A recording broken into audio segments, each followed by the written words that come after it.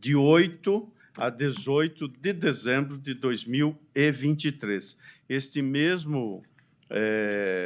Esta mesma memória e extrato de ata se encontra nos 3 agravos regimentais. Portanto, são 3 agravos regimentais cujo início se deu no plenário virtual. Esses agravos, apenas para brevemente rememorar, foram interpostos contra a decisão monocrática por mim proferida, por meio da qual neguei seguimento em recurso extraordinário interposto pelos agravantes contra acórdão do Tribunal Regional Federal da Terceira Região. Tendo havido o pedido de vista do eminente ministro Gilmar Mendes, com a palavra, Sua Excelência, para preferir o voto visto. Senhor presidente, boa tarde a todos, ministro André, cumprimentar o senhor procurador, cumprimentar a todos os presentes. Trata-se, de, como já foi dito, de 3 agravos regimentais interpostos contra a decisão monocrática, por meio do qual foi negado seguimento aos recursos extraordinários com agravo veiculados nesses autos.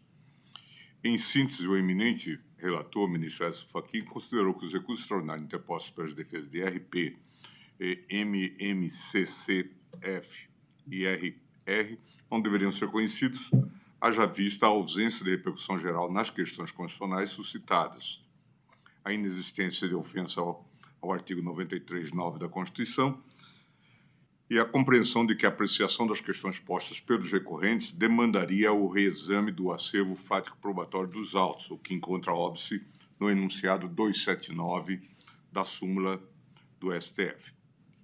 Por meio da decisão agravada, o relator igualmente apreciou questão prejudicial suscitada pela defesa de MMCCF por meio de petição protocolada nos autos, tão logo os autos processuais chegaram a essa Suprema Corte.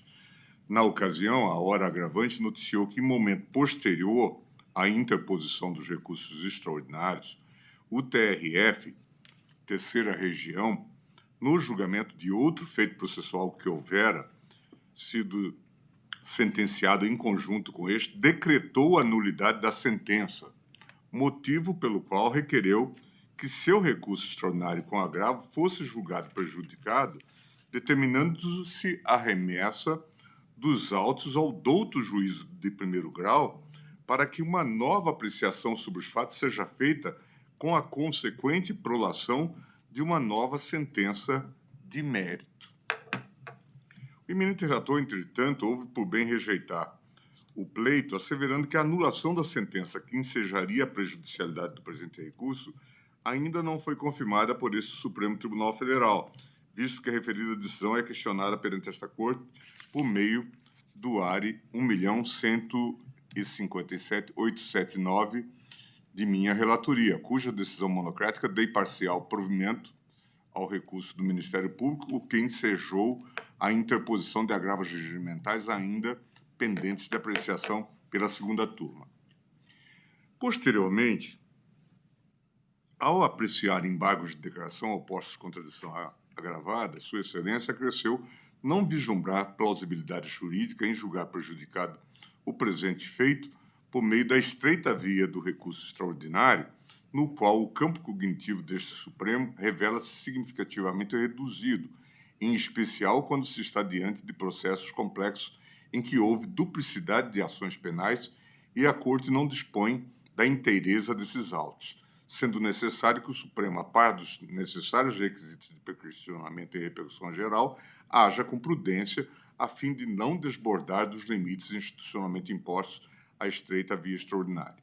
O julgamento dos agravos iniciou-se na sessão virtual, ocorrida entre 8 de 12 de 2023 e 18 de 12 de 2023, ocasião em que o eminente relator encaminhou o voto no sentido da rejeição dos agravos regimentais e da manutenção da decisão agravada.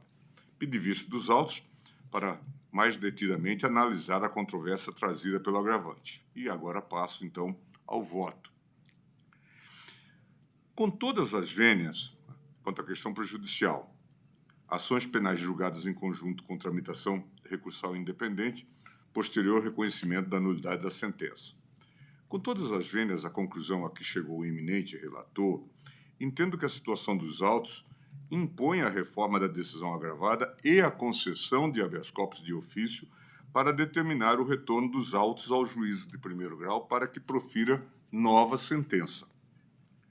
Trata-se, em minha visão, de consequência direta e inafastável da anulação da sentença condenatória pelo TRF3, solução esta que foi ratificada por esta turma no julgamento do ARE 1.157, relator ministro Edson Fachin, e que deve ser estendida aos réus do presente feito. De início, registro que o presente feito origina-se de denúncia oferecida pelo MPF em 10/5/2006 e recebida pelo juízo criminal da 6ª Vara Criminal da Seção Judiciária de São Paulo em 12/5/2006.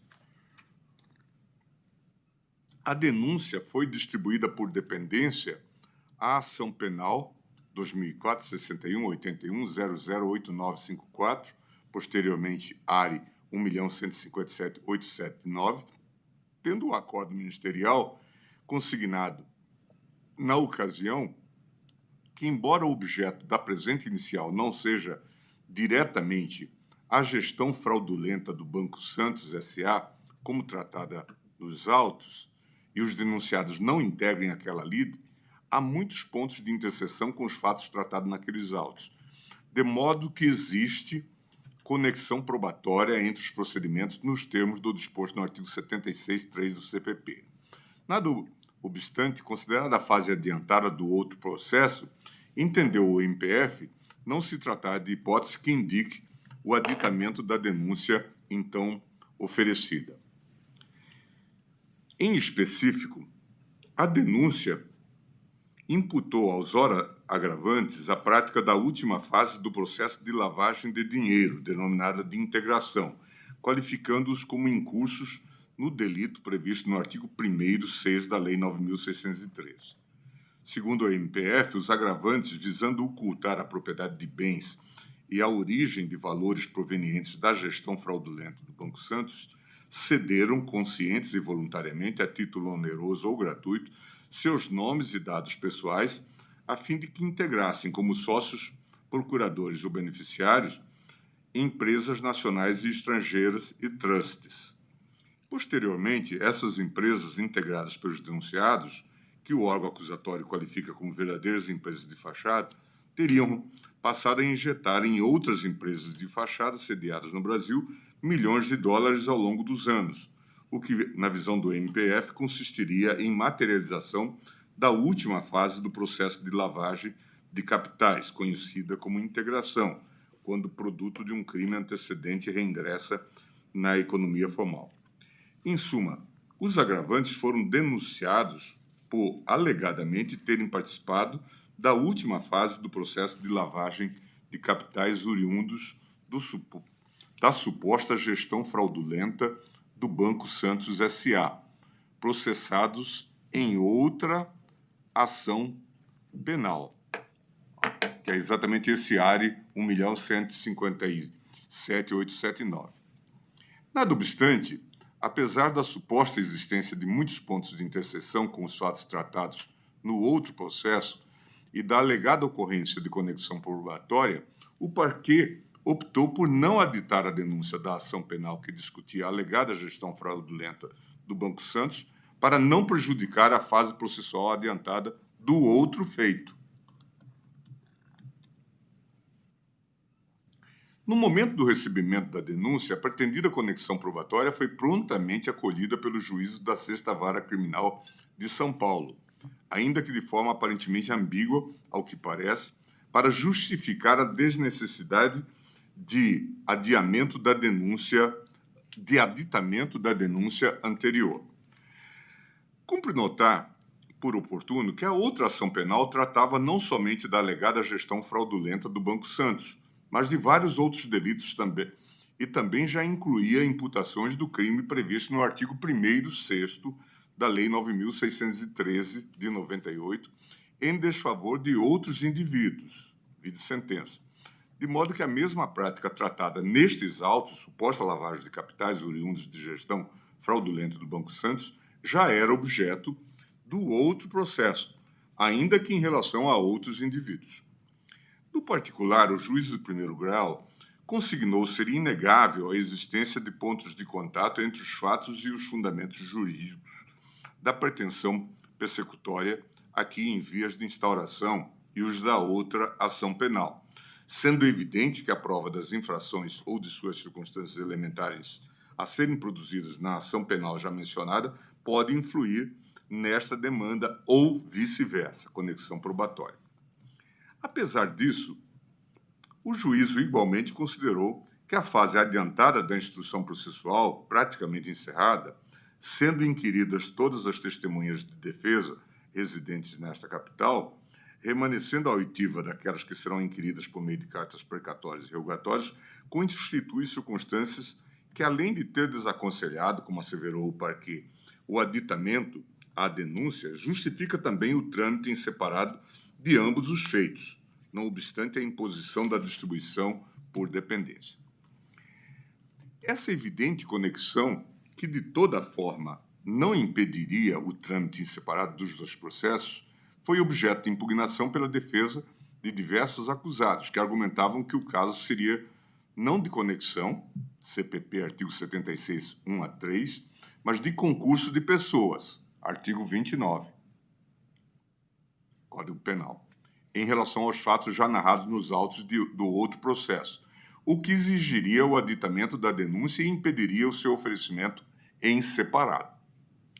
O juiz de primeiro grau, entretanto, considerou não apenas que seria caso meramente de conexão, como também que motivo relevante, notadamente o fato de que outro processo estaria em fase processual adiantada, exigiria a cisão dos dois feitos na forma do artigo 80 do CPP.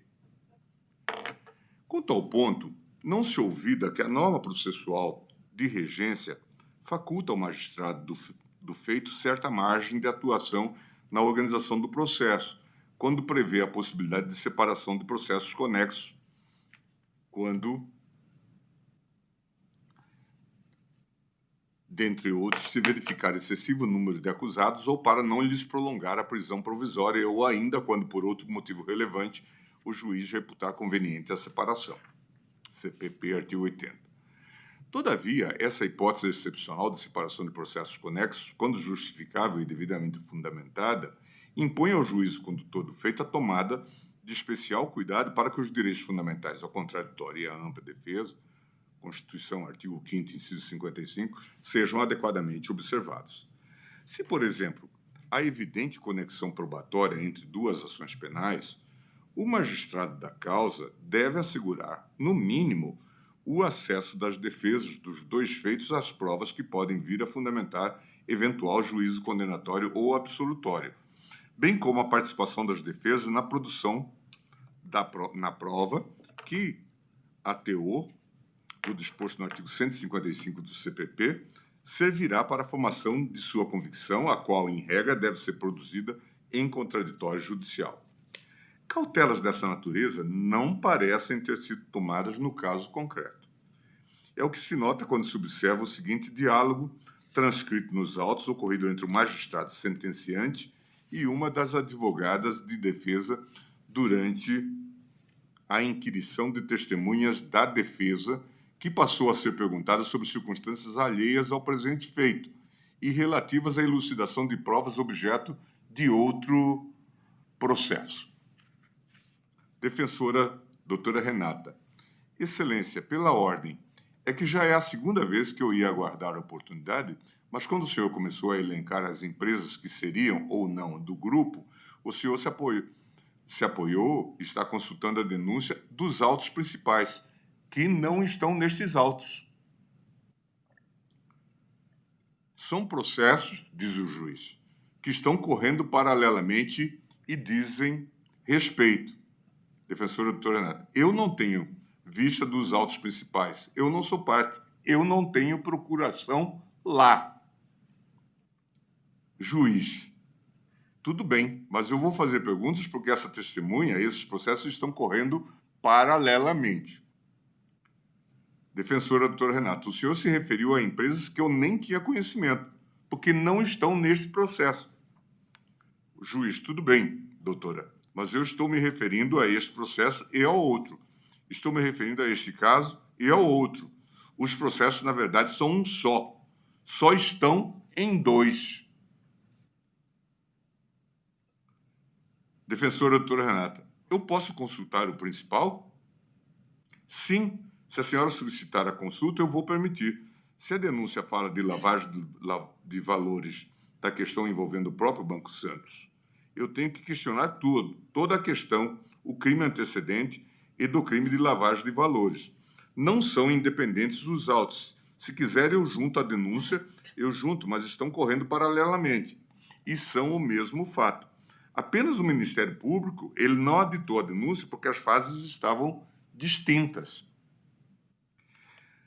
Como se vê, o magistrado sentenciante conscientemente valeu-se das diligências probatórias realizadas nestes autos para produzir prova a ser aproveitada nos outros autos e vice-versa, ainda que os feitos sejam movidos contra indivíduos distintos e estivessem correndo ambos em segredo de justiça.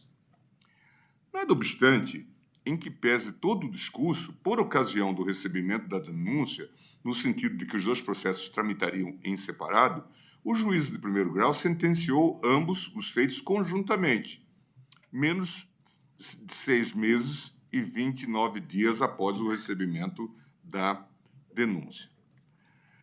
No tocante à situação particular dos agravantes, foram os 3 condenados a pena de 5 anos e 4 meses de reclusão e ao pagamento de 17 dias multa pela alegada prática do delito previsto no artigo 1º, 6 da Lei 9.613, com a aplicação da causa de aumento prevista no parágrafo 4º do mesmo dispositivo. Especificamente, quanto à preliminar relativa à conexão dos feitos, o magistrado sentenciante passou a sustentar que nas duas ações penais não são irrogados os mesmos fatos, mas ainda assim reafirmou o teor da decisão do recebimento da denúncia, sustentando que a distribuição por dependência teria sido decorrência natural dos fatos em apuração, não havendo qualquer nulidade a ser reconhecida.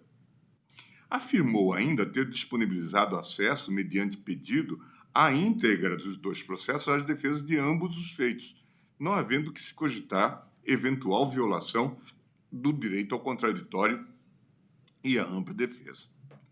Percebe-se, então, que tanto o presente feito quanto a ação penal que discutia a alegada gestão fraudulenta do Banco Santos S.A., a área 1.157.879, e outros delitos correlatos, tramitaram paralelamente em primeiro grau de jurisdição perante o mesmo juízo e foram objeto de uma mesma sentença.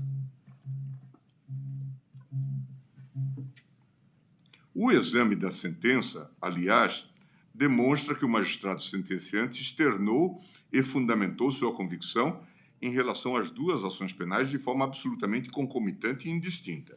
Nesse sentido, observa-se que a sentença, quando trata do mérito das imputações veiculadas contra os réus das duas ações penais, frequentemente trata de todas elas em conjunto, ou se vale de provas produzidas em um dos feitos, para fundamentar a condenação proferida em outro.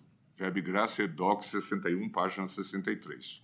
Fórmulas decisórias dessa natureza são observadas ao longo de toda a sentença. Não se trata, assim, de 2 sentenças proferidas em uma mesma sentada. Ao invés, verificou-se a aprovação de uma só sentença que resolveu as 2 ações penais. Na fase recursal, porém, os 2 feitos passaram a tramitar em separado. Contra a sentença, tanto as defesas dos agravantes quanto o órgão acusatório interpuseram apelação. Em 13 de 11 de 2012, sobreveio acordo por meio do qual a primeira turma do TRF-3 rejeitou todas as preliminares arguídas e negou provimento a todas as apelações, mantendo inalterada a sentença. Após a oposição e a rejeição dos embargos de declaração, os agravantes interpuseram, então, recursos especiais endereçados ao STJ e os recursos extraordinários, ora apreciados. Tramitação recursal dos chamados autos principais e consequências da decisão alcançada no ARE 1.157.879 para o caso concreto. Nesse meio tempo, enquanto ainda pendentes de apreciação os recursos excepcionais manejados pelos agravantes nestes autos, a 11ª turma do TRF-3 apreciou, em 26 de 5 de 2015, as apelações interpostas pelos réus da outra ação penal, assim chamada de autos principais. Julgamento este que acabou adstrito ao exame preliminar da nulidade pela impossibilidade de reperguntas nos inquéritos dos corréus. Na ocasião, o colegiado acolheu a referida preliminar para declarar a nulidade tanto dos interrogatórios realizados no âmbito da referida ação penal, quanto da sentença que julgou, ao mesmo tempo, as duas ações penais por meio de acórdão assim emendado. Processo penal,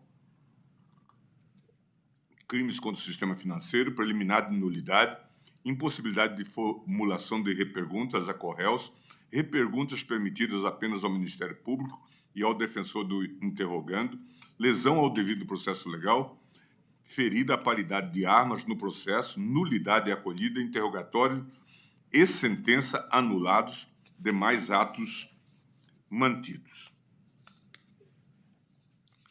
E aqui eu transcrevo toda a ementa do acórdão. Possibilidade de reperguntas formuladas por advogados de corréus afastada prima facie pelo juiz do acórdão no momento do início do interrogatório, decisão mantida posteriormente, inclusive em preliminar de nulidade rechaçada pela sentença recorrida. Os interrogatórios não trouxeram apenas informações que interessassem a defesa de cada interrogando, mas também elementos de prova contra outros corréus. Os interrogatórios de diversos ex-diretores do Banco Santos contêm referência à participação dos corréus Álvaro Zucchelli, Edmar Cid Ferreira, Mário Arcanjo, Ricardo Ferreira de Souza, Rodrigo Rodrigues Cid Ferreira, no suposto esquema delitivo apurado nos autos. Os interrogatórios foram conduzidos já sob a égide da Lei 10.792 de 2003, que conferiu nova redação ao artigo 188 do Código de Processo Penal, garantindo que o juízo permitirá às partes buscar esclarecimentos. A potencial influência do interrogatório de um acusado na situação processual de outro acusado impõe que seja interpretado de maneira abrangente o conceito de partes que podem postular esclarecimentos, conforme o novo teor do artigo 188 do Código de Processo Penal, para alcançar não só a acusação e o defensor acusado, que está sendo interrogado, mas também a defesa técnica dos demais acusados, a fim de assegurar o efetivo contraditório com a participação de todos os sujeitos processuais na produção do material probatório. É certo que o interrogando não está obrigado a responder a todas as perguntas que lhe são formuladas, por conta do privilégio constitucional que lhe assegura o direito de permanecer calado, cabendo também ao magistrado avaliar a pertinência e relevância dos esclarecimentos pleiteados pelas partes. Interrogatórios de alguns corréus foram utilizados como meios de prova para fundamentar a condenação de outros corréus, o que trouxe prejuízo concreto aos corréus condenados. O prejuízo é ainda maior nos casos de condenados que não eram titulares de cargos formais no Banco Santos, visto que, nesses casos, a prova advinda de testemunhas e interrogatórios é relevante para eventual configuração de autoria e dolo na prática de crimes contra o sistema financeiro. Sem que haja a constatação concreta de uma intensa e grave ameaça à efetivação de direitos de defesa, réu interrogando, deve ser necessariamente permitida a possibilidade de formulação de reperguntas pelos procuradores de corréus, mormente nas situações em que um corréu discorre sobre fatos que possam incriminar outros corréus ou desfavorecê-los no processo, precedentes do Egrégio Superior Tribunal de Justiça e Supremo Tribunal Federal em casos similares. A proibição, feita a priori com base em argumento não relacionado a uma ameaça concreta à defesa do interrogando, fere o direito dos demais corréus ao devido processo legal e ao contraditório, permitindo que um meio de prova se desenvolva sem o acesso de todas as partes à própria construção da prova, mas apenas a seu conteúdo já definido, ou seja, ao teor do depoimento transcrito. A construção da prova, com a participação efetiva das partes, sempre que possível, diz o acordo, é exigida como manifestação concreta do princípio constitucional do contraditório, o qual tem especial força no direito penal brasileiro. Vedar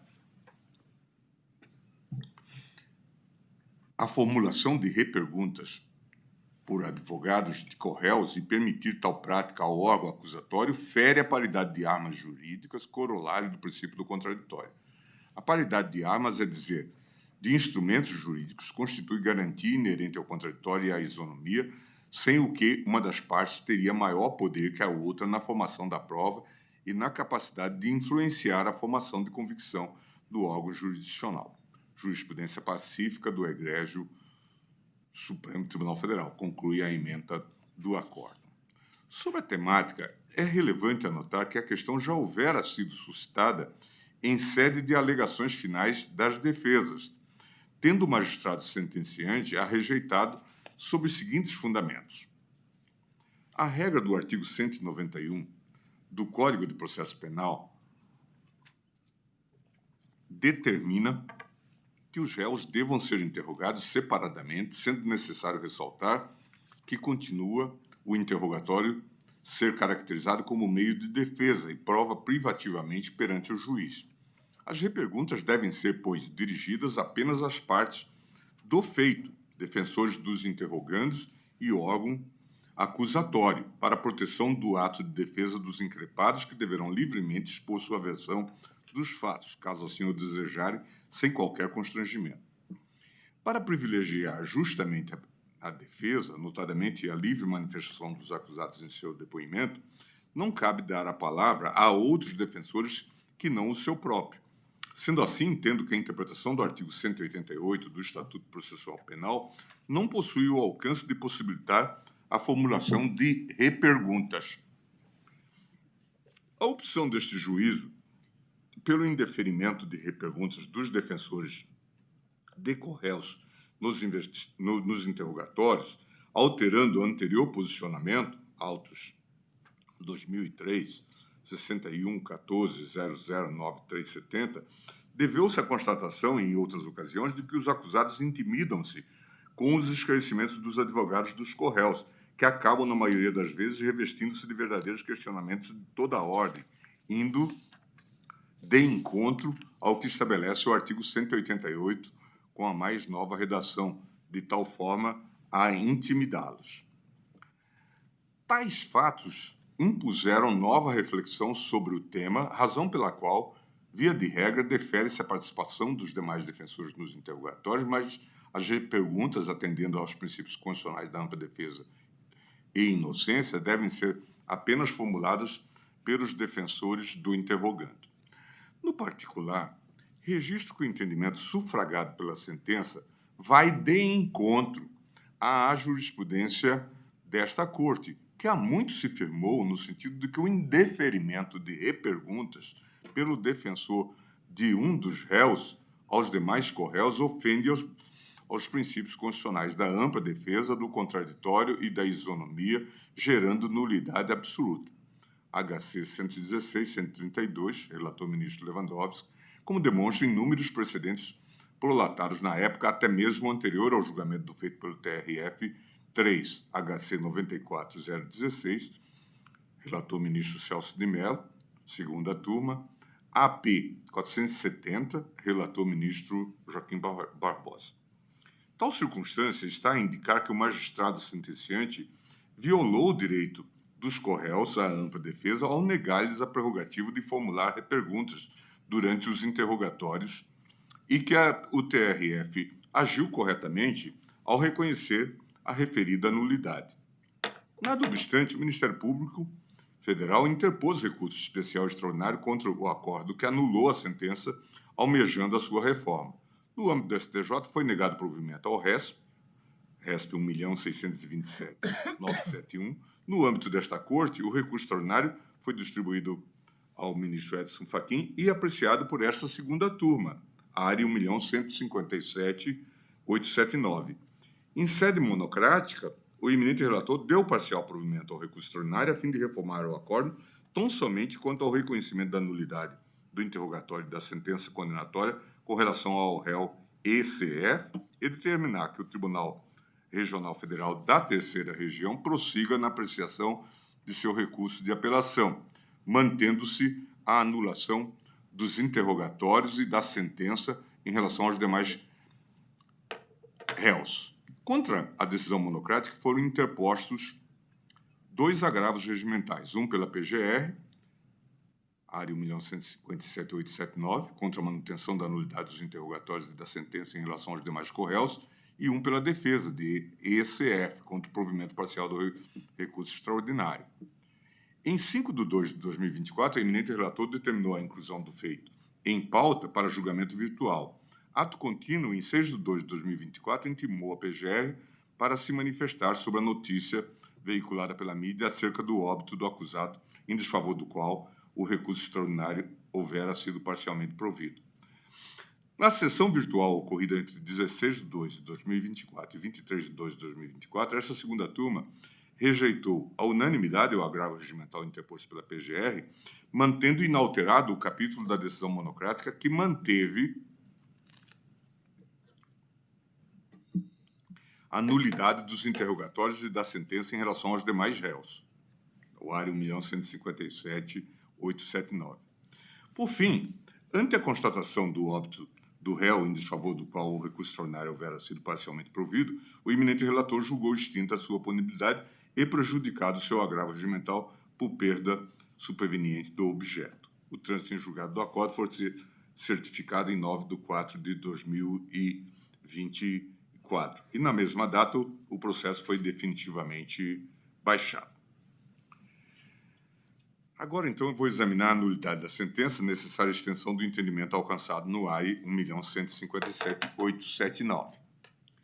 Percebe-se, então, que nos autos do ARI 1.157.879, esta segunda turma ratificou à unanimidade o acórdão do TRF3, que anulou a sentença proferida também nestes autos. Não mais procede, no particular, a situação identificada pelo relator por meio da decisão agravada, no sentido de que este Supremo Tribunal Federal ainda não teria confirmado a anulação da sentença. Com a conclusão da apreciação do ARI 1.157.879, o acórdão do TRF que anulou a sentença foi efetivamente ratificado por este colegiado, sendo certo também que já transitou em julgado a extinção de punibilidade em relação ao único réu em desfavor de quem, na visão do eminente relator, a nulidade da sentença não deveria ser reconhecida. Assim, o que prevaleceu foi a anulação da sentença em relação a todos os corréus, entendimento que, a meu ver, deve ser estendido e observado também nestes autos, uma vez que, como já demonstrado, cuida-se de uma só sentença que resolveu ambos os processos e que nos autos do ARI 1.157 restou anulada. 1.157.879. Como se viu, o juízo sentenciante valeu-se indistintamente do acervo probatório produzido em ambas as ações para concluir pela condenação dos corréus em ambos os processos. Em determinadas oportunidades, conscientemente, produziu provas em um processo para orientar a formação de sua convicção em relação ao outro, pouco importando o fato de que os corréus de um feito não participavam das diligências probatórias do outro, e vice-versa. Ao longo de toda a sentença, quando tratou do mérito das imputações veiculadas contra os réus das duas ações penais, frequentemente se referiu a ambas em conjunto e se utilizou provas produzidas em um dos feitos para fundamentar a condenação proferida em outro. Abstraindo por ora os legítimos questionamentos formulados pela defesa dos agravantes quanto à própria legalidade de tal condução concomitante e, ao mesmo tempo, desconjuntada de pretensões acusatórias que aparentam se referir aos mesmos fatos, em um dado momento, o próprio magistrado sentenciante chegou a afirmar que os processos, na verdade, são um só e são o mesmo fato. É inegável que o feito foi sentenciado em conjunto com a pretensão acusatória veiculada nos autos do ARI 1.157.879 79, e sob a premissa de que o acervo fático probatório de ambos os processos serviria à apreciação de ambas as pretensões ministeriais. Nesse cenário, a anulação da sentença que resolveu ambos os processos deve aproveitar também aos agravantes, impondo-se a extensão da conclusão referendada por este colegiado no julgamento do ARI 1.157.879 à pretensão acusatória veiculada nestes autos, mesmo porque ambos os processos foram objeto de uma mesma sentença.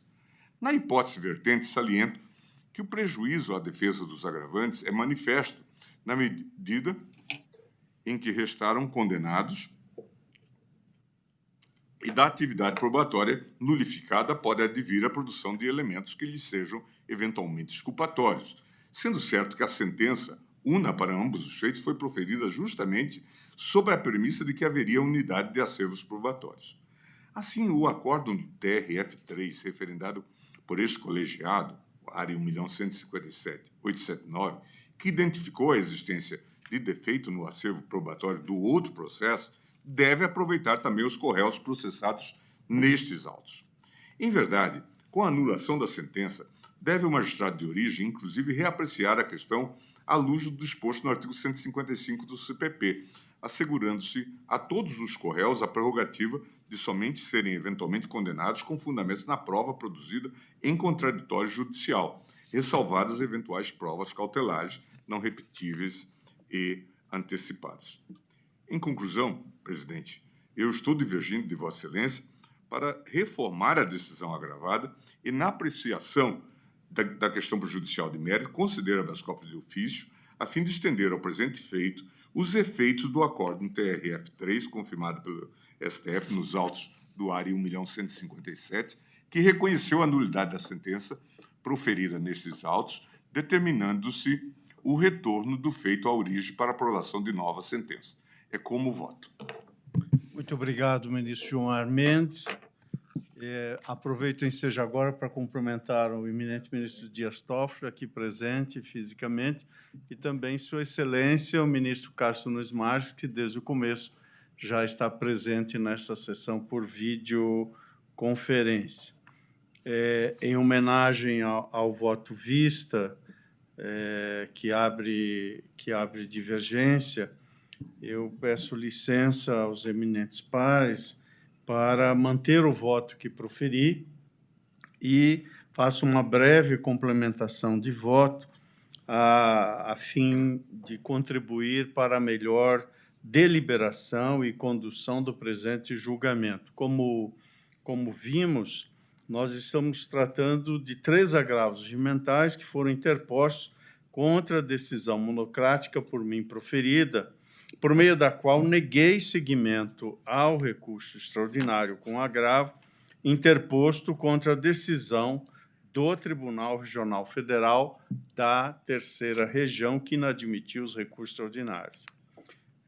Também, apenas a guisa de rememoração introdutória, em sessão virtual de 8 a 18 de dezembro de 2023, após voto por mim proferido, que negava provimento aos agravos regimentais, no que fui acompanhado pelos ministros Dias Toffoli e André Mendonça, pediu vista dos autos do eminente ministro Gilmar Mendes, que agora vem de proferir o voto vista.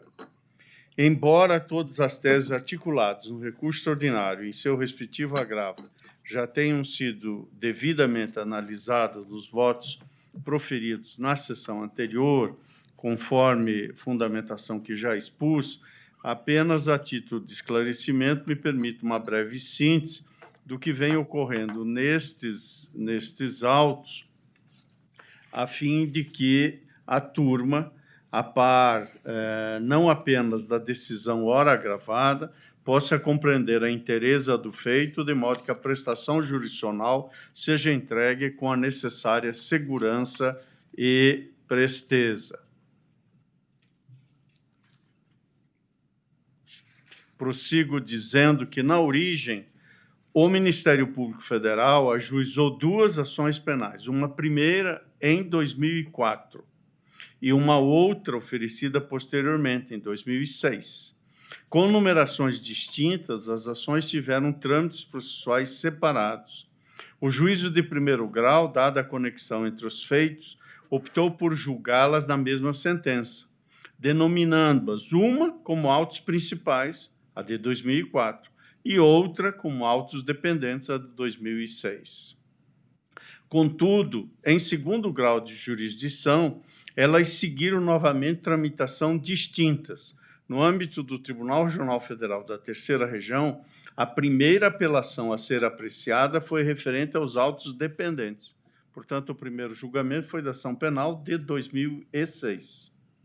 Ocasião em que aquele TRF manteve a condenação imposta pelo juiz de primeiro grau, que ensejou a interposição pelas defesas do recurso extraordinário constante, que é a matéria de fundo dos presentes 3 agravos, 1.321.139, que é da nossa relatoria. Posteriormente a isso, o TRF julgou a apelação relacionada aos denominados autos principais, que era a ação penal de 2004. E ali, naqueles autos, reconheceu nulidade processual no julgamento singular, dando provimento ao recurso da defesa a fim de anular a sentença condenatória em relação aos apelantes. E, na sequência, o Ministério Público Federal interpôs recurso extraordinário e subsequente agravo endereçado a esse tribunal, que recebeu a numeração área 1.157.879 e também esteve sob minha relatoria. Neste recurso, dei parcial provimento ao recurso do Ministério Público para manter a nulidade reconhecida pela Corte Regional, com exceção do réu ECF. Dessa decisão monocrática foram interpostos agravos regimentais pela defesa do réu mencionado e também pelo Ministério Público, tendo a segunda turma negado o provimento ao regimental da acusação, ao passo que, no recurso da defesa, por meio de decisão monocrática, julguei extinta a punibilidade de ECF em razão da juntada aos autos de certidão de óbito da parte, ficando o regimental prejudicado por superveniente perda do objeto. Esse processo e esse julgamento, essa decisão transitou em julgado em 9 de abril de 2024. Neste contexto é que MMCCF, uma das horas agravantes, por meio da petição avulsa que foi protocolada já neste recurso extraordinário 1.321.139, requereu o reconhecimento da prejudicialidade do agravo em recurso extraordinário que se encontra nesse momento aqui em análise. Para tanto, assentou que, abro aspas e cito literalmente o que está naquela petição, após a interposição do presente recurso, se refere ao extraordinário, o TRF da Terceira Região acolheu preliminar sustentadas nos autos de outro feito, aquele de 2004, declarando a nulidade nos autos principais desse processo, vale dizer, daquele processo de 2004. Conquanto aguarde a confirmação do Supremo Tribunal Federal, a anulação continua plenamente válida para agravante e o recurso ministerial não possui efeito suspensivo, fecho aspas. Ao analisar monocraticamente o pedido, neguei seguimento ao recurso interposto pela hora agravante, ressaltando no ponto que a declaração de prejudicialidade então requerida seria prematura, especialmente por conta da pendência de análise dos agravos regimentais interpostos nesse recurso extraordinário, ou melhor, interpostos no recurso extraordinário 1.157.879, à época ainda não apreciados por essa segunda turma. Ato contínuo, a defesa manejou concomitantemente embargos de declaração e o presente agravo regimental. Nos embargos, reiterou que os recursos extraordinários não possuem efeito suspensivo e que, portanto, o recurso interposto pelo Ministério Público Federal no área 1.557.879, mesmo que ainda não apreciado pelo Supremo, não teria o condão de suspender o acordo anulatório da sentença proferido pelo TRF da Terceira Região. Ao julgar os declaratórios, proferi decisão monocrática, salientando que, conquanto os recursos em regra sejam desprovidos de efeito suspensivo, não verifiquei plausibilidade jurídica em julgar prejudicado o presente feito por meio da estreita via do recurso ordinário, no qual o campo cognitivo desse tribunal revela-se significativamente reduzido, em especial quando se está diante de processos complexos em que houve duplicidade de ações penais e a Corte não dispõe da inteireza desses autos. Registrei ainda que, conforme apontado pela recorrente, e a recorrente apontou, após a interposição do presente recurso, o TRF acolheu preliminar suscitada nos autos de outro feito, declarando a nulidade nos autos principais desse processo. Este é o apontamento da recorrente. A análise, digo eu, da extensão dos efeitos do acordo anulatório da sentença deve ser promovido por quem é o prolator, seja pelo tribunal de origem. Isso porque, no desempenho de sua função recursal, é necessário que esse tribunal, a par dos requisitos necessários do pré-questionamento e repercussão geral, haja com prudência a fim de não desbordar dos limites constitucionalmente impostos à via extraordinária.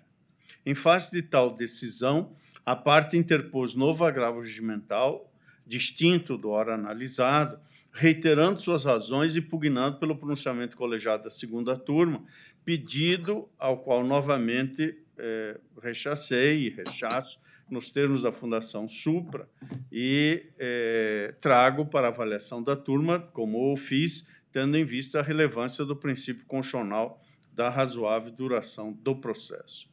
De igual modo, cumpre elucidar que RR, outro agravante, após a primeira decisão monocrática por mim proferida nesse processo, também opôs em base de declaração, alegando a existência de obscuridade na decisão embargada, porquanto o pedido de reconhecimento de prejudicialidade desses autos, formulados por MMCCF, foi indeferido com base no julgamento do recurso extraordinário 1.157.879, sem, no entanto, trazer aos autos seu inteiro teor, destacando que o processo é sigiloso e que, sem conhecer o que foi decidido monocraticamente no âmbito daquele recurso 1.157.879, o embargante está impedido de avaliar as consequências daquela decisão no presente feito, o que estaria a vulnerar o exercício de sua ampla defesa.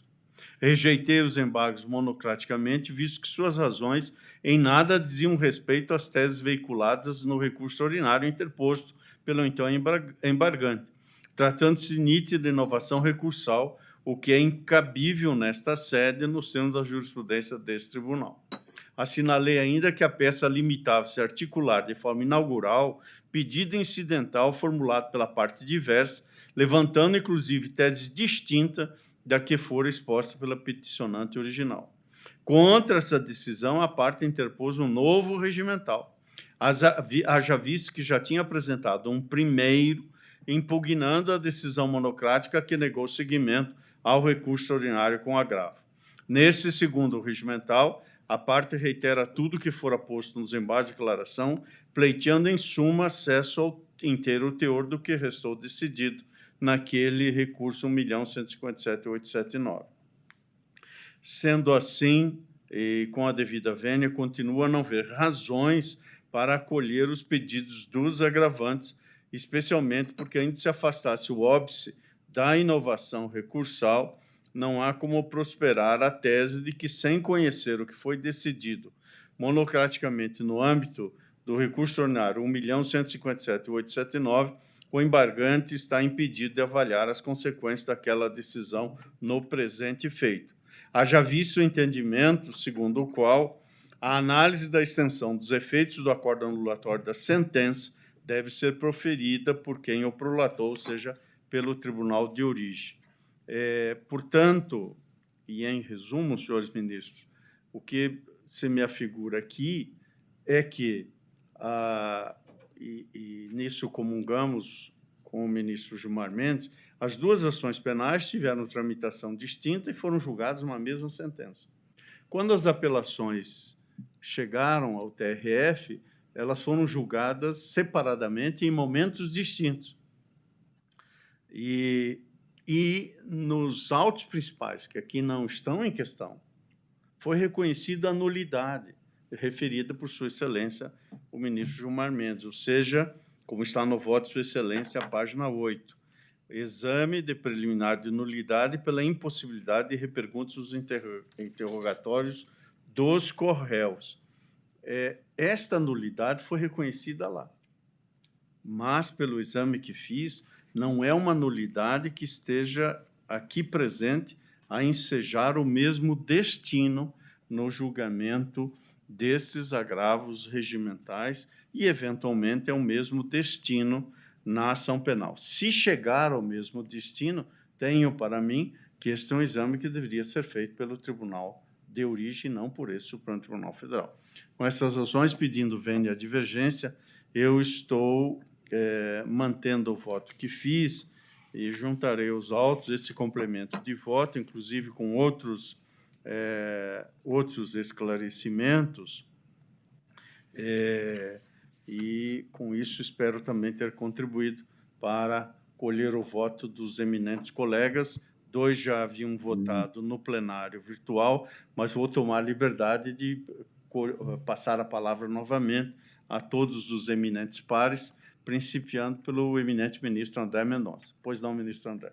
Agradeço, senhor presidente, a quem saúdo, também ministro Gilmar Mendes, que apresenta voto divergente de sua excelência, ministro relator, ministro Dias Toffoli, também ministro Nunes Marques, que vemos aqui por vídeo, senhor subprocurador-geral da República, que nos acompanha, senhores advogados e servidores. Senhor presidente, como bem pontuou Vossa Excelência, eu havia acompanhado no julgamento do plenário virtual e, ouvindo e acompanhando a leitura atenta aqui do voto do ministro Gilmar Mendes, algumas reflexões me vieram e daí a justificativa que apresento a acompanhar agora o voto divergente do ministro Gilmar. Mas eu preciso consignar alguns pontos que considero relevantes. Com profunda tristeza que nós anulamos processos criminais. E especialmente, eu quero registrar o meu lamento quando nós temos que fazê-lo.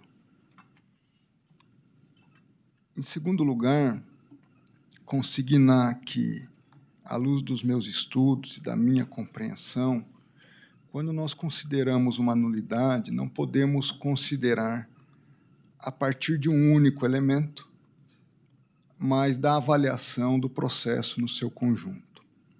Essa é a doutrina que acabei me filiando, muito por influência, como já registrei em outras oportunidades, do Tribunal Europeu de Direitos Humanos, que a avaliação de justo processo deve considerar o processo no seu conjunto.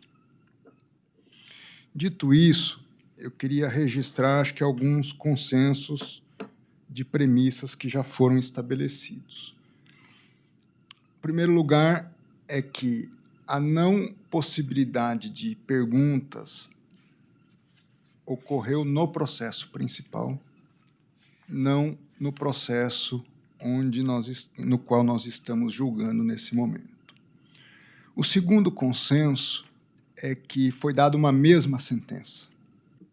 Então, o ato condenatório ou absolutório foi único em relação a todos. E, a partir disso, e fui revisitar o nosso voto, o voto de Vossa Excelência, ministro presidente, no ARE 1.157.879, que se refere ao processo principal, que todos nós acompanhamos. Foi unânime a decisão, no qual se reconheceu a nulidade em relação ao aspecto concernente à não possibilidade de reperguntas. E agora, a partir dos elementos dos autos que estamos tratando e de alguns aspectos que foram trazidos pelo ministro Gilmar, o primeiro que me chama a atenção é que o próprio juiz, no diálogo que estabeleceu com a doutora Renata, ele, em um momento, diz que são independentes, diz que correm paralelamente, mas aí abro aspas, são o mesmo fato. Então, o mesmo fato, uma mesma sentença, que foi considerada nula pelo Tribunal Regional e que nós também validamos essa decisão do Tribunal Regional no julgamento a que me referi do outro área. Então, eu vejo com muita dificuldade de não reconhecer por uma nulidade crucial, já reconhecida por nós no Supremo. Mas não nessa ação penal aqui. Não nessa ação penal, mas na mesma sentença, onde o juiz diz que os fatos não só são conexos, mas estão entrelaçados. Ministro André, desculpe. Permito, porque até porque... Mas a instrução penal foi feita de modo distinto. Foi. A causa que deu a nulidade lá na ação penal de 2004 não foi sequer alegada nesta ação. Eu concordo, e se fosse por isso, eu de fato, até conversávamos antes, eu acompanharia e manteria minha posição. O problema para mim é que o juiz cometeu uma nulidade naquele processo, deu uma única sentença, então ele trouxe aquela nulidade para o segundo processo, mas até mais grave do que isso, ele utilizou de elementos de prova naquele primeiro processo para também condenar aqui. Mas se Vossa Excelência também me permite... Permito sempre, ministro Fachin. O que está em questão aqui é o julgamento do TRF. Concordo. Que foi distinto.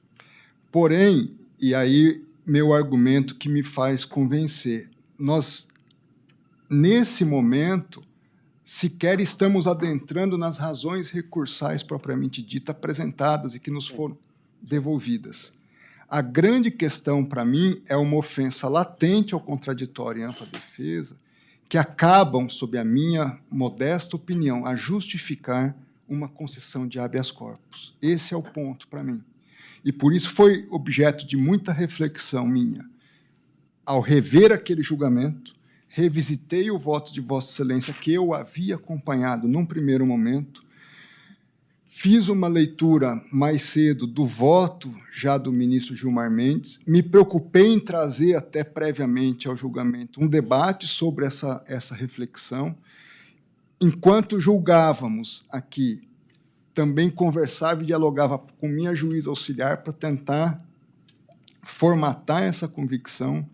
E o que eu quero dizer é, não pelas razões do recurso extraordinário, e não pelo fato em si, porque aquele fato em si, e eu volto à minha premissa, que numa compreensão ampla de justo processo, não me levaria, por si só, a um julgamento que considerasse a necessidade de voltarmos ao primeiro grau para uma nova sentença.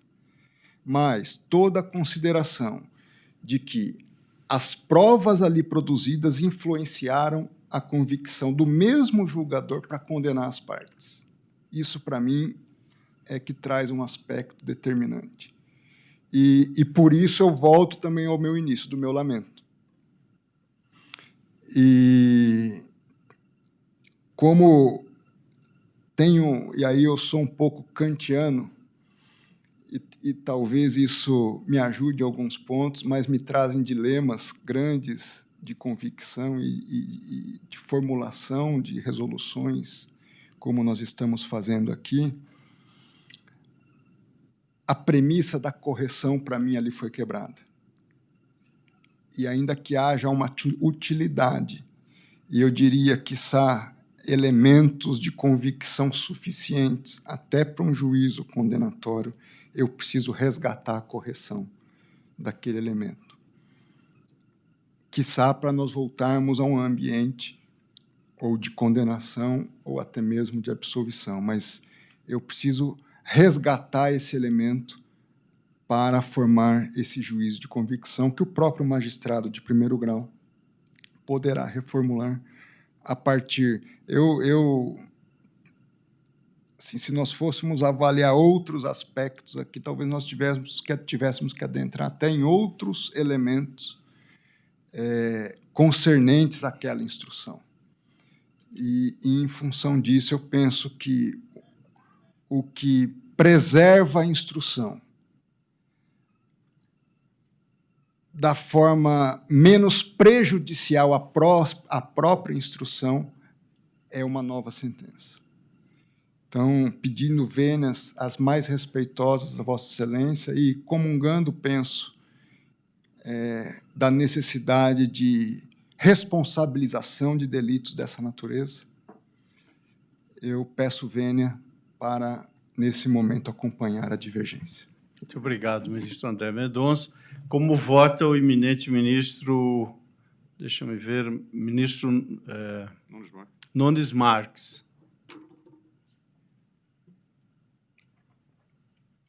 Pois não, ministro Nunes Marques. Eminente presidente, ministro Edson Fachin, ministro Gilmar Mendes, ministro Dias Toffoli, ministro André Mendonça, procurador-geral da República, doutor Juliano Baioc, senhora secretária da sessão, senhores advogados, servidores, boa tarde a todos. Senhor presidente, sem também inovar, tem um voto alongado, mas os fundamentos dessa primeira parte do voto, se eventualmente ficarmos apenas com esse capítulo, é também coincidente com os votos lançados pelo ministro Gilmar Mendes e pelo ministro André Mendonça, razão pela qual eu peço a mais respeitosa vênia para divergir, Vossa Excelência, e concordo meu posicionamento com a divergência. Muito obrigado, ministro Nunes Marques, que acompanha a divergência. Como voto, o eminente ministro Dias Toffoli. Boa tarde, senhor presidente. Cumprimento Vossa Excelência, eminente ministro decano do Tribunal e da Turma, ministro Gilmar Mendes, ministro Nunes Marques, ministro André Mendonça, doutor Juliano, servidores e servidores, na pessoa da doutora Hanna, todos que nos acompanham, imprensa. Senhor presidente, aqui o que deveria ter ocorrido? O MP ter aditado a primeira denúncia. Ele não adita a primeira denúncia e são usadas provas colhidas sem a possibilidade da defesa desses co-réus terem atuado. Eu não vejo como ter outro destino, não ser, pedindo vênia a Vossa Excelência, acompanhar a divergência lançada pelo ministro Gilmar Mendes. Mas não sem antes, e achei muito oportuna a manifestação do ministro André Mendonça, no sentido de registrar que nós fazemos isso com muita tristeza, porque é o Estado que andou errado, o Estado investigador e o Estado acusador. E o Estado juiz está exatamente para colocar os freios e contrapesos e garantir aquilo que a Constituição dá ao cidadão, que é a plenitude da defesa. Todos nós sabemos onde levou a ausência de plenitude de defesa. Como se deram processos feitos de uma maneira incorreta e ilegal. Recentemente, tive a oportunidade, ministro Gilmar, de me perguntarem sobre as recentes decisões que eu dei, já todas elas trazidas à turma, algumas ainda pendentes de trazer, outras suspensas por unanimidade pela própria turma, por conta do aguardo de um eventual acordo que está em outro processo de relatoria do ministro André Mendonça, mas o que ninguém divulga, eu já neguei mais de 140 extensões de pedidos de nulidades em que pessoas condenadas na denominada Operação Lava Jato pediram extensão por alegar que elas também foram afetadas pelas provas daquele sistema que chegou sem o devido processo legal pelo DRCI do Ministério da Justiça. Mais de 140 negativas. Aliás, toda semana eu tenho colocado agravos mantendo as posições de negativa de extensão. Os casos em que houve a comprovação de utilização de provas declaradas nulas, inicialmente por uma decisão do ministro Ricardo Lewandowski, que, posteriormente, referendada essa decisão por maioria da turma, pelo ministro Ricardo Lewandowski, que então compunha a corte e a turma, no que foi acompanhado pelo ministro Gilmar Mendes e pelo ministro Nunes Marques. Se a parte mostra que aquelas provas já declaradas nulas pelo colegiado do Supremo estão usadas em seu processo, eu defiro a extensão. Foram poucos os casos. Mais de 140 casos, senhor presidente, eu neguei a extensão. E toda semana estamos a julgar no plenário virtual a manutenção das decisões, porque, evidentemente, os peticionantes pedem que leve ao colegiado, tal qual, em alguns casos, em muitos casos, o Ministério Público sequer recorreu de deferimento, porque era patente a extensão. E recorreu em 2 ou 3 casos de maior repercussão, e sabemos o porquê que isso ocorre. E eu sempre disse recentemente, ministro-presidente, dando como exemplo um ex-colega nosso dessa corte, ministro Joaquim Barbosa. Ele foi relator do denominado caso Mensalão. Foram 40 pessoas, sejam políticos ou empresários, denunciados. 2 faleceram, 1 fez acordo e 37 tiveram a denúncia recebida. O ministro Joaquim Barbosa não declarou uma busca e apreensão dentro do Congresso Nacional, não declarou nenhuma prisão preventiva, nenhuma prisão preventiva. Declarou, evidentemente, quebra de sigilos financeiros e de dados. O Ministério Público apresenta a denúncia sem nenhuma prisão antecipada, sem nenhuma pirotecnia. A ação penal do Mensalão é julgada por essa corte. Depois vêm os embargos de infringentes. Depois vêm os embargos de declaração. E ministro Gilmar, ministro André, ministro Nunes Marques, doutor Juliano, só após o trânsito em julgado, aqueles 24 ou 25 que foram condenados cumprem a pena de maneira completa. De maneira completa. Eu digo sempre, é possível seguir o devido processo legal. Sigam o exemplo do ministro Joaquim Barbosa. Não cometeu ilegalidades. É simples. Para que cometer ilegalidades? Não houve uma prisão antecipada antes do trânsito julgado. Inclusive um que tinha dupla cidadania, que tentou se evadir para a Itália, foi mandado de volta, mesmo tendo a cidadania italiana. Então, vejam as senhoras e os senhores que é lamentável, realmente, quando nós temos que declarar um ato de Estado ilegal. Mas o erro foi cometido na origem. E assim é a razão de ser de uma corte constitucional. E eu sempre digo, desde o primeiro julgamento que eu tive na bancada da turma, que a minha primeira sessão, na semana que vem eu completo 15 anos, na quarta-feira da semana que vem, de Supremo Tribunal Federal, mas a minha primeira sessão foi na turma, porque eu tomei posse numa sexta-feira e presidindo essa mesa estava o querido ministro, sempre um querido e amigo Aires Brito. Então, a minha primeira sessão foi na turma, e tenho um carinho especial pela turma. Eu sempre digo que, desde do Código de Processo Penal do Império, está escrito que é dever do magistrado, em qualquer juízo, instância ou tribunal, decretar a ordem de habeas corpus de ofício se houver ilegalidade e risco à liberdade de ir e vir. E isso, numa corte constitucional, é essencial. No caso concreto, eu entendo que é um caso em que andou mal o Estado acusador, andou mal o Estado juiz a não aceitar as reperguntas, andou mal o sistema de justiça. Não estamos aqui a julgar os personagens. Nós estamos aqui a julgar se o devido processo legal foi seguido. Por quê?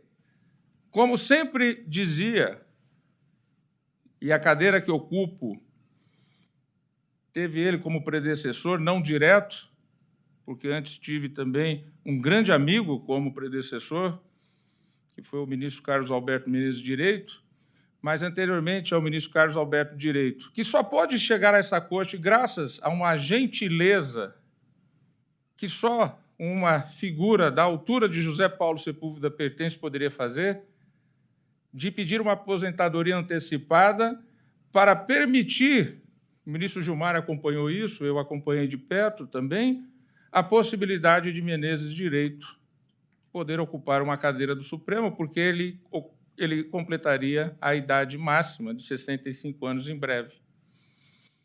Se esperasse a idade de 70 anos do ministro Pertence, o ministro Menezes Direito não poderia ter sido indicado ao Senado da República pelo presidente da República.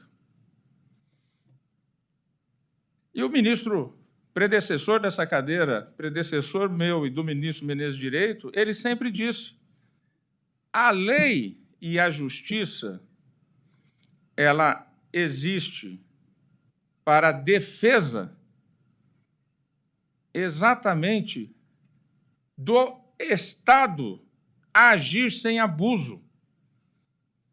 Não significa que aquele que está sendo analisado no sistema formal, e foi importante esse registro, e foi o registro do ministro André Mendonça que me fez fazer essa manifestação, é o Estado julgando o próprio Estado.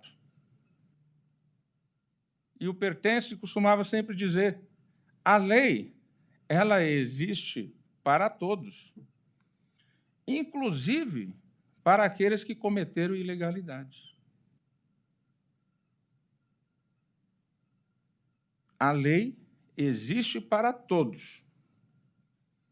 E o Estado não pode sobrepor a lei.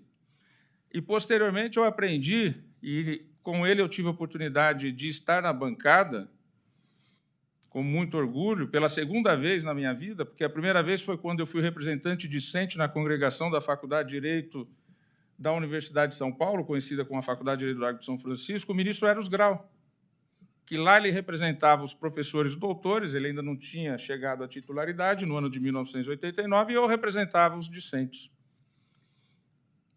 E, quando eu vim para cá, o ministro Eros Grau, repetindo mutatis mutandis essas palavras de José Paulo Sepúlveda Pertence, ele também disse o seguinte: a lei, Toffoli, ela é a maior defesa do pobre, dos humildes, dos desvalidos. E a justiça é para todos. Então, senhor presidente, é importante registrar isso. É importante registrar. Entendo a observação de Vossa Excelência no sentido da questão da negativa de seguimento do RE, porque, no recurso extraordinário, estamos a analisar realmente o acórdão do Tribunal Regional. E, nesse ponto, eu acompanho Vossa Excelência. Eu estou a acompanhar Vossa Excelência e peço que registre. Estou a acompanhar o ministro relator na negativa, negando o agravo regimental, porque, realmente, do ponto de vista técnico, de análise de acórdão e, no âmbito do recurso extraordinário, é um caso de negar seguimento ao recurso extraordinário. Mas, diante de uma ilegalidade do Estado, e diante daquilo que eu volto a repetir, desde o Código de Processo Penal do Império, a concessão de ofício de um habeas corpus, quando o magistrado se depara com uma ilegalidade, ele pode fazê-lo, eu tenho que, nesse ponto, acompanhar a sugestão feita a partir do voto do eminente ministro Gilmar Mendes de concessão do habeas corpus de ofício. Ou seja, a conclusão do meu voto, eu acompanho Vossa Excelência negando o provimento ao agravo regimental, mas acompanho a sugestão que foi formulada no voto do ministro Gilmar Mendes e já acompanhada por 2 colegas, ministro André Mendonça e ministro Nunes Marques, da concessão do habeas corpus de ofício em razão de nulidade decretada anteriormente e placitada pela turma anteriormente. É como voto, senhor presidente, pedindo todas as vezes a vocês, mas, na verdade, eu estou a acompanhar Vossa Excelência na negativa de provimento, porque, tecnicamente, o voto de Vossa Excelência no ponto é impecável.